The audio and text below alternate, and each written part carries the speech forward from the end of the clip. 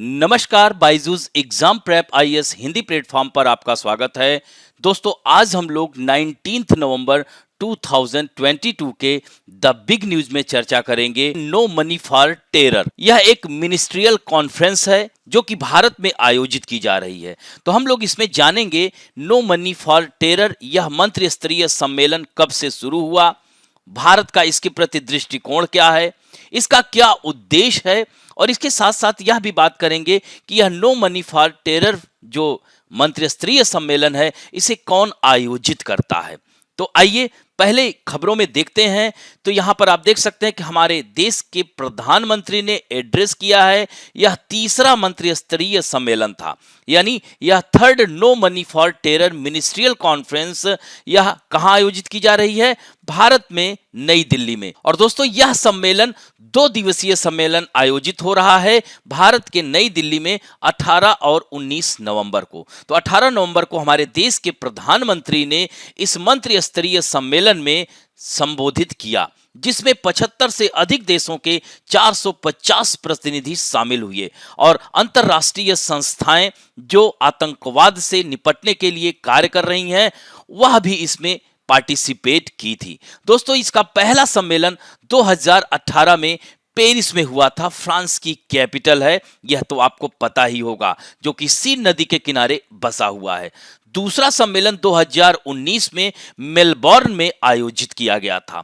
दोस्तों, तीसरा सम्मेलन की मेजबानी भारत को 2020 में करनी थी, लेकिन कोरोना महामारी के दौरान लॉकडाउन की वजह से यह स्थगित कर दिया गया और इस बार 2022 यानी 18-19 नवंबर 2022 को यह आयोजित हो रहा है। दोस्तों, यह बता दें कि पाकिस्तान और अफगानिस्तान इस कार्यक्रम में शामिल नहीं हो रहा है। और दोस्तों, इस सम्मेलन के पहले दिन हमारे देश के प्रधानमंत्री ने यह कहा कि यह सम्मेलन भारत में हो रहा है, इसलिए यह और महत्वपूर्ण हो जाता है, क्योंकि विश्व जब आतंकवाद के प्रति गंभीर नहीं हुआ था तो हमारा देश उससे भी पहले से आतंकवाद की भयावहता का सामना कर रहा था।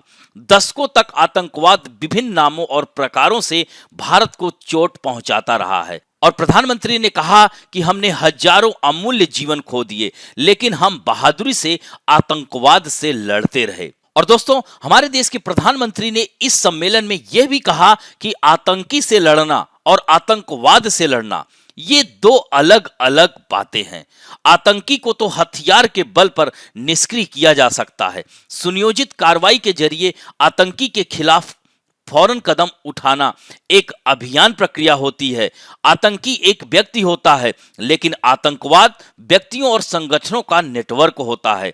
आतंकवाद के समूल नाश के लिए बड़ी और सक्रिय कार्रवाई की जरूरत होती है। और उन्होंने ये भी कहा कि अगर हम चाहते हैं कि हमारे नागरिक सुरक्षित रहें, तब हम आतंक का अपनी चौखट तक पहुंचने का इंतजार नहीं कर सकते। हमें आतंकियों का पीछा करना है, उनका समर्थन करने वाले नेटवर्क को तोड़ना है और उनके धन के स्रोतों पर चोट करना है। तो दोस्तों, यह जो सम्मेलन है इसका उद्देश्य यही है। हमारे देश के प्रधानमंत्री ने अपने संबोधन में भी यही कहा कि विश्व के देशों को आगे आना होगा। जो देश इन आतंकियों को वित्त पोषण कर रहे हैं उनको भी अपनी आदत में सुधार करना होगा और सब लोगों को इस आतंकवाद कोई एक देश की लड़ाई नहीं है, यह एक वैश्विक लड़ाई है और इसमें सभी देशों के आपसी सहयोग और समझ को हम जब तक विकसित नहीं करेंगे तब तक इस आतंकवाद नामक समस्या से छुटकारा नहीं मिल सकता। नए आतंकी खतरों की हमें पहचान करनी होगी। आतंकवाद के वित्त पोषण के नए तरीकों पर हमें इस पर चर्चा करनी होगी। साइबर अपराध के माध्यम से और जासूसी के माध्यम से आज आतंकवादी गतिविधियां और ज्यादा सक्रिय हैं। इसमें सभी देशों को आपसी सहयोग और समन्वय की आवश्यकता है। दोस्तों, डिजिटल और क्रिप्टो करेंसी के बढ़ते उपयोग, store value card, online payment system और क्राउड फंडिंग प्लेटफॉर्म जैसे माध्यमों का प्रयोग आतंकवाद के वित्त पोषण हेतु किए जाने के खतरे को कम करना बहुत ही आवश्यक है। तो यही सारे महत्वपूर्ण उद्देश्य हैं।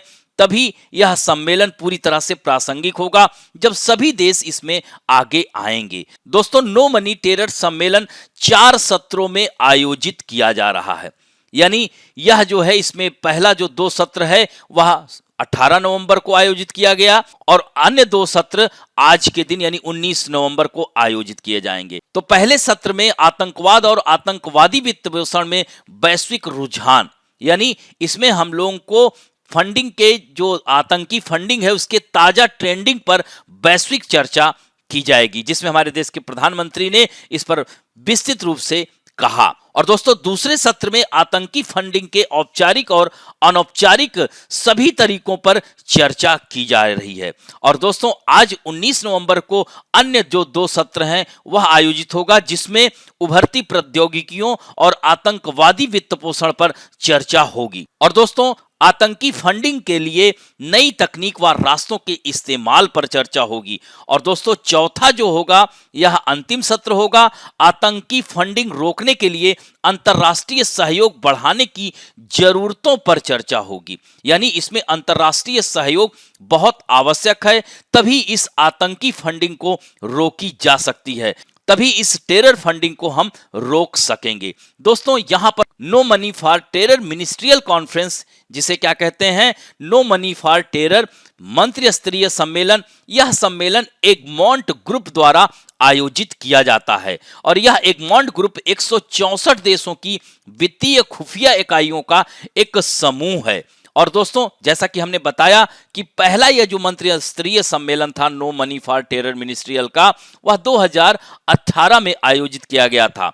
और दोस्तों यह समूह मनी लॉन्ड्रिंग और आतंकवादी वित्त पोषण से निपटने के लिए विशेषज्ञता एवं वित्तीय खुफिया जानकारी के सुरक्षित आदान प्रदान के लिए एक यह प्लेटफॉर्म प्रदान करता है। तो इस तरह से यह एगमॉन्ट ग्रुप के द्वारा यह मंत्री स्तरीय सम्मेलन आयोजित किया जाता है।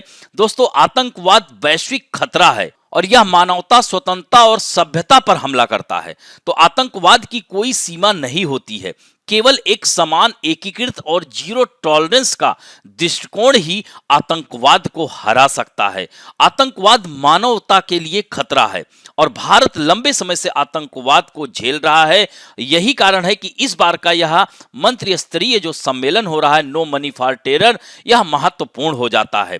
तो दोस्तों इस तरह से देख सकते हैं कि तीसरी जो मेजबानी है वह हमारा भारत ही कर रहा है। तो यह आपके परीक्षा के दृष्टिकोण से काफी महत्वपूर्ण सिद्ध हो सकता है। अब दोस्तों आज के लिए आप लोगों के लिए प्रश्न है FATF यानी फाइनेंशियल एक्शन टास्क फोर्स जिसे कहते हैं, यह क्या है, इसकी स्थापना कब हुई थी तथा इसका उद्देश्य क्या है। तो इस तरह से आज का अंक यहीं समाप्त करते हैं। आशा करता हूं कि आज का वीडियो आप लोगों को अच्छा लगेगा। यदि अच्छा लगे तो प्लीज लाइक, शेयर, सब्सक्राइब और बेल आइकन दबाना ना भूलें। धन्यवाद।